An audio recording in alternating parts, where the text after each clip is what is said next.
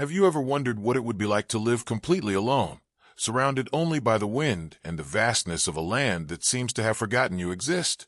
This is the story of Jack Rawlins, a man who had lost everything in life, but still kept a spark of hope in his heart. A story about how miracles come to us when we least expect them, disguised in the most unlikely people. Get ready for a journey that will touch your heart and show that sometimes what we've been searching for our entire lives might be closer than we imagine.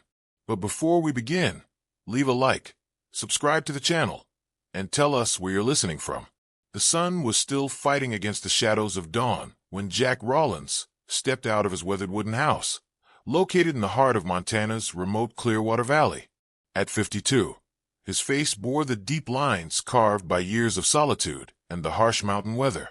His calloused hands, marked by decades of ranch work, wrapped around a steaming cup of black coffee as he surveyed the endless expanse of his land. The Rawlins Ranch had once been a thriving operation, home to hundreds of cattle and filled with the laughter of hired hands. But that was before the drought of 2018, before the bank loans became impossible to pay, and before Sarah left him for a life in the city, taking with her the dreams of children and the warmth that had once filled these empty rooms. Now, only 23 head of cattle remained, scattered across the vast property like forgotten memories. Jack maintained his daily routine with the mechanical precision of a man who had learned that staying busy was the only way to keep the silence from consuming him entirely. As he walked toward the barn, his boots crunching on the frost-covered ground, Jack's eyes caught sight of something unusual on the horizon. A figure was moving slowly along the old county road that bordered his property. Someone walking, not driving. In this remote part of Montana, that was unusual enough to warrant investigation. Jack climbed into his battered pickup truck and drove toward the road. As he got closer, he could see it was a young woman, probably no more than 18 or 19, walking with the unsteady gait of someone who had been traveling for a long time. Her clothes were wrinkled and dusty, and she carried a small backpack that looked like it contained everything she owned. When she heard the truck approaching, she turned with a start, her eyes wide with a mixture of fear and exhaustion. Jack could see she was pretty, with long auburn hair and green eyes that held a depth of sadness that seemed too profound for someone so young. "Miss, are you all right?" Jack called out through the open window, keeping his distance to avoid frightening her further. The young woman hesitated, clutching her backpack tighter. I'm fine, sir. Just passing through." But Jack could see she was anything but fine. Her lips were cracked from dehydration, and there were dark circles under her eyes that spoke of nights without sleep. More than that, there was something in her posture, the way she held herself, that reminded him of injured animals he'd encountered over the years, creatures that had been hurt and were trying to hide it. "There's nothing for miles in either direction," Jack said gently. "The nearest town is Clearwater, and that's still 40 miles east. You planning to walk all that way?" The girl's composure cracked slightly. I don't have anywhere else to go." Something in her voice, a vulnerability that she was trying so hard to hide, struck Jack deeply. He thought of his own loneliness, of the prayers he'd whispered to the star-filled sky on countless sleepless nights. He'd asked for a purpose, for something to fill the void in his life. "My name's Jack Rawlins," he said, making his voice as gentle as possible. "I've got a ranch just over that ridge. If you need a place to rest, get cleaned up, maybe get some food in you, you're welcome to stop by. No strings attached." The girl studied his face for a long moment, as if trying to read his intentions. Finally she nodded. "I'm Emma," she said quietly. "Emma Chun." Emma's first night at the Rawlins Ranch was marked by the kind of restless sleep that comes from months of looking over one's shoulder. Jack had given her the spare room that had once been meant for guests who never came, and she'd accepted his offer of a hot meal and a shower with the cautious gratitude of someone who had learned not to trust easily. Over breakfast the next morning, Jack observed her carefully. She ate slowly, as if savoring each bite, and her eyes constantly darted toward the windows and the door. When she thought he wasn't looking, her hand would drift unconsciously to her stomach, a gesture so subtle that Jack almost missed it. "Almost." "Emma," Jack said, setting down his coffee cup. "I don't mean to pry, But are you running from something? Somewhat. Emma's fork froze halfway to her mouth. For a moment, Jack thought she might bolt, but then her shoulders sagged with the weight of carrying her secret alone. My stepfather, she said finally, her voice barely above a whisper. He's not a good man. When my mother died last year, he started. She couldn't finish the sentence, but Jack understood. And now? Jack asked gently. Emma's hand moved to her stomach again, this time consciously. Now I'm pregnant. 3 months. He said if I told anyone, he'd make sure I disappeared. So I ran. Jack felt something shift inside his chest, a mixture of protective anger and an emotion he couldn't quite name. How long have you been on the road? 2 weeks. I've been walking, catching rides when I could. I had some money saved, but... She gestured helplessly at her worn clothes and nearly empty backpack. Jack was quiet for a long moment, staring out at the mountains in the distance. He thought of the prayer he'd made so many years ago, under a sky full of stars, asking for a second chance, for something or someone to give his life meaning again. You can stay here, he said finally, for as long as you need. Emma looked up at him with surprise. I can't ask you to do that. I don't have any money to pay you, and I can't do much work in my condition. I'm not asking for money, Jack said firmly. This place has been too quiet for too long. Maybe we can help each other. Over the following days, Jack watched Emma begin to relax. She helped with small tasks around the ranch, feeding the chickens, collecting eggs, preparing meals. She had a quiet way about her, but Jack could see glimpses of the person she must have been before life had treated her so harshly. She was intelligent, with a dry sense of humor that would emerge when she felt safe. In the evenings, they would sit on the porch, watching the sunset paint the mountains in shades of gold and purple. Emma would tell him about her dreams of becoming a teacher, about the books she loved to read, about the kind of life she hoped to give her child. Jack, in turn, shared stories of the ranch in its heyday, of the cattle drives and the community that had once thrived here. Why did you stay? Emma asked one evening, as they watched the stars emerge in the darkening sky. After everything fell apart, why didn't you leave? Jack was quiet for a long time, considering his answer. This land, it's in my blood. My grandfather built this ranch from nothing, and my father expanded it. Even after Sarah left, even when the bank wanted to foreclose, I couldn't imagine being anywhere else. I guess I kept believing that somehow things would turn around.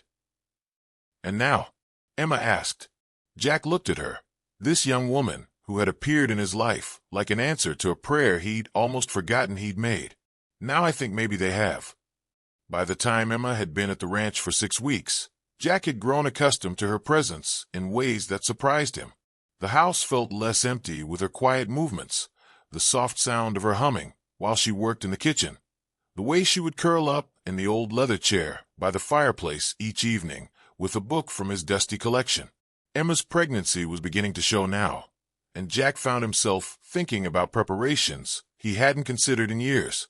The spare room would need to be converted into a nursery. He'd need to make sure the house was properly child-proofed. These thoughts both thrilled and terrified him. One afternoon, while Emma was napping, the pregnancy making her tired more easily now, Jack drove into Clearwater to pick up supplies. The town was small, the kind of place where everyone knew everyone else's business, and Jack had barely made it through the door of Morrison's General Store before the question started.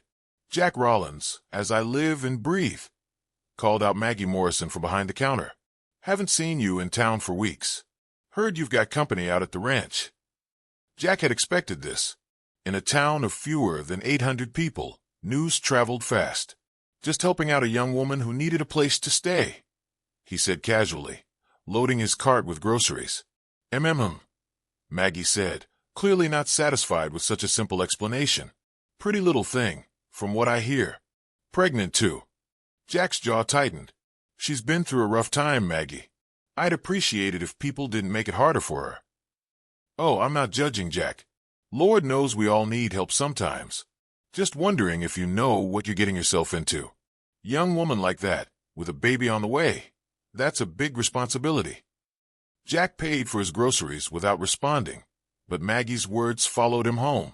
Was he getting in over his head? He was a 52-year-old bachelor who had never had children, who had failed at marriage, who had barely managed to keep his own life together. What business did he have thinking he could help raise a child? But when he returned to the ranch and found Emma in the kitchen, preparing dinner with the focused concentration of someone who genuinely cared about doing things well, those doubts began to fade. She looked up when he entered, her face brightening with a smile that had become more frequent as she'd settled into life at the ranch. "How was town?" she asked, taking some of the grocery bags from him. "Fine," Jack said, but something in his tone made Emma pause. "What's wrong?" she asked, studying his face. Jack hesitated, then decided on honesty. "People are talking. About you being here. About the baby. I just want you to know that if it gets uncomfortable, if you'd rather go somewhere else."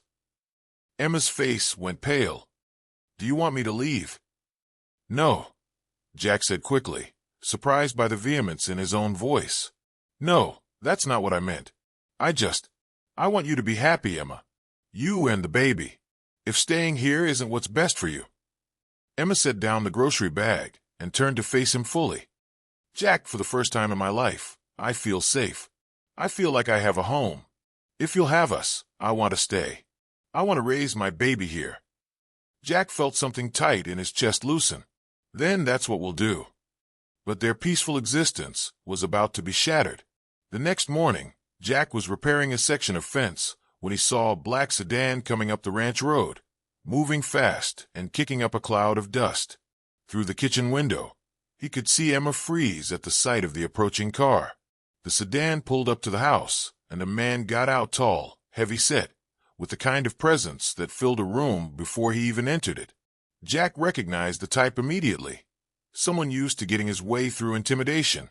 "You must be Jack Rawlins," the man said, his voice carrying easily across the yard. "I'm Tom Chun, Emma's stepfather. I've come to take my daughter home." Jack felt his blood run cold. Through the window, he could see Emma backing away from the glass, her face white with terror. This was the man she'd been running from, the reason she'd been walking along a desolate road with nothing but the clothes on her back. "Emma's not your daughter," Jack said, walking toward the house, but keeping himself between Chun and the door. "And she's not going anywhere she doesn't want to go." Chun smiled, but there was no warmth in it. "I'm her legal guardian until she turns 21. She's pregnant, unstable, and she needs to be with family. I'm here to take her home." "She's 18, Jack said. "She can make her own decisions." "Can she?" Chen's voice turned ugly. "She's carrying my grandchild, Mr. Rawlins. She stole money from me when she left. I could have her arrested." Jack's hands clenched into fists. "Get off my property." "I'll leave," Chen said, "but I'm taking Emma with me. And if you try to stop me, I'll have the sheriff out here faster than you can blink." Emma emerged from the house, her face pale but determined. "It's okay, Jack," she said quietly. "I'll go with him." "No," Jack said firmly. "You don't have to do this." "Yes, she does," Chen said, moving toward Emma. "Come on, girl. We're going home." But as Chen reached for Emma's arm, she stepped back, and something in her expression changed. For the first time since Jack had known her, she looked not frightened, but angry. "I'm not going anywhere with you," she said, her voice stronger than Jack had ever heard it. "And this baby isn't your grandchild. It's yours." The words hung in the air like a physical blow. Jack felt the world tilt around him as the full horror of Emma's situation became clear. Chen's face went red, then white. "You little—" Chen started forward, but Jack stepped between them. "You hurt her," Jack said, his voice deadly quiet. "Get off my property. Now." "This isn't over," Chen snarled. "She's lying. She's unstable. I'll be back with the sheriff, and we'll see who has the right to keep her." Chen got back in his car and drove away, leaving a cloud of dust and a silence that seemed to echo with the weight of Emma's revelation. Jack turned to her, seeing her differently now, not just as someone who needed help, but as someone who had shown incredible courage by escaping a situation that most people couldn't even imagine. "Emma," he said gently. She was shaking now, the adrenaline of the confrontation wearing off. "I'm sorry," she whispered. "I should have told you." I should have told you what really happened." "No," Jack said, reaching out to steady her. "You told me when you were ready. That's what matters." "But now you know," Emma said, tears streaming down her face. "You know what this baby really is. You know what I am." Jack took her hands in his, feeling the slight tremor in her fingers. "I know you're one of the bravest people I've ever met," he said. "I know you're carrying a child who's going to be loved and protected. And I know that whatever happens next, we'll face it together." "But the baby," Emma started. "The baby is innocent," Jack said firmly. "This child didn't ask to be brought into the world this way. But now that it's coming, it's going to have the best life we can give it. You both are." Over the next few days, Jack took action. He contacted a lawyer in Billings, a sharp woman named Rebecca Martinez, who specialized in family law. She listened to Emma's story with the kind of professional compassion that came from years of hearing similar tales. "The good news is that you're 18, Martinez told Emma during their phone consultation. "He has no legal claim over you. The bad news is that he could still make trouble, file false police reports, try to claim you're mentally unstable, make your life difficult. But if you're willing to press charges for what he did to you, we can make sure he never bothers you again." Emma was quiet for a long moment. "I want to press charges," she said finally. "Not just for me, but for my baby. I don't want to spend the rest of my life looking over my shoulder." The legal process was difficult, but Emma proved to be stronger than anyone had expected. With Jack's support and Martinez's guidance, she filed a formal complaint against Chen. The investigation revealed that Emma wasn't his first victim. 2 other young women came forward with similar stories. On a crisp October morning, 6 months after Emma had first walked into Jack's life, she gave birth to a healthy baby girl. Jack was there in the delivery room, holding Emma's hand as she brought new life into the world. When the doctor placed the tiny, red-faced infant in Emma's arms, Jack felt something he hadn't experienced in years: pure, overwhelming joy. "What are you going to name her?" Jack asked, looking down at the baby girl who had already wrapped her tiny fingers around his calloused thumb. Emma looked up at him with tears in her eyes. "Hope," she said. "Her name is Hope." As Jack held Hope for the first time, feeling the weight of this new life in his arms, he remembered the prayer he'd made under the stars so many years ago. He'd asked for a second chance, for something or someone to give his life meaning again. He'd thought he was asking for a miracle, but he realized now that miracles don't always come in the form we expect. Sometimes they come as a frightened young woman walking along a dusty road. Sometimes they come as the courage to open your heart to strangers. And sometimes they come as a baby girl with Emma's green eyes and a grip strong enough to change everything. 5 years later, the Rawlins ranch was alive again. Hope, now 4 years old, ran through the fields with the boundless energy of childhood, her laughter echoing across the valley. Emma had gotten her teaching degree through online courses, and now taught at the small elementary school in Clearwater. Jack had gradually built the ranch back up, and the sound of cattle could once again be heard across the property. On quiet evenings, the 3 of them would sit on the porch, watching the sunset paint the mountains in brilliant colors. Hope would curl up in Jack's lap, listening to his stories about the land and the animals, while Emma graded papers or worked on lesson plans. "Daddy Jack," Hope said one evening, using the name she'd started calling him as soon as she could talk. "Tell me the story about how you found Mommy." Jack looked over at Emma, who smiled and nodded. It had become Hope's favorite bedtime story, though they'd adapted it for young ears. "Well," Jack said, settling Hope more comfortably in his lap, "once upon a time, there was a lonely cowboy who lived in a beautiful valley. He had everything he needed, but he was missing the most important thing of all, family." "And then what happened?" Hope asked, even though she knew the story by heart. "Then one day, he found a brave princess walking along the road. She was carrying the most precious treasure in the world, but she didn't know it yet." "What was the treasure?" Hope asked, giggling. "The treasure was you," Jack said, kissing the top of her head. "And when you arrived, you brought magic back to the ranch. You brought love and laughter and the kind of happiness that makes everything else worth it." Hope smiled sleepily. "And we all lived happily ever after?" We all lived happily ever after, Jack confirmed. As the stars began to appear in the darkening sky, Jack held his daughter close and felt Emma's hand slip into his. Sometimes prayers are answered in ways we never expect, he thought. Sometimes the miracles we ask for come disguised as the people who need us most. And sometimes, if we're very lucky, we discover that in saving others, we save ourselves. If you like this story, leave your opinion in the comments and, of course, leave a like and subscribe. Turn on the notification bell so you don't miss any videos. Big hug and see you soon.